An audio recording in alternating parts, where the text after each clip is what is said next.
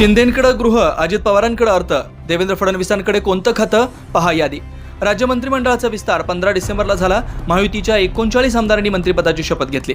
त्यानंतर आता कोणाला कोणती मंत्रिपदाची कोणती खाती मिळणार याकडे सर्वांचं लक्ष लागलंय. खाते वाटपाची यादी पुढील काही तासात जाहीर होण्याची दाट शक्यता आहे. खाते वाटपाबाबत शिवसेनेची यादी मुख्यमंत्री देवेंद्र फडणवीस यांच्याकडे सुपूर्द करण्यात आली, तर थोड्याच वेळात राष्ट्रवादीची ही यादी देवेंद्र फडणवीसांकडे सादर करणार आहे. त्यामुळे पुढील काही तासांमध्ये खाते वाटपाचा तिढा सुटणार असल्याचं बोललं जात आहे. तसेच मंत्रिमंडळात अधिकची खाती मिळवण्यात शिवसेनेला यश आलंय.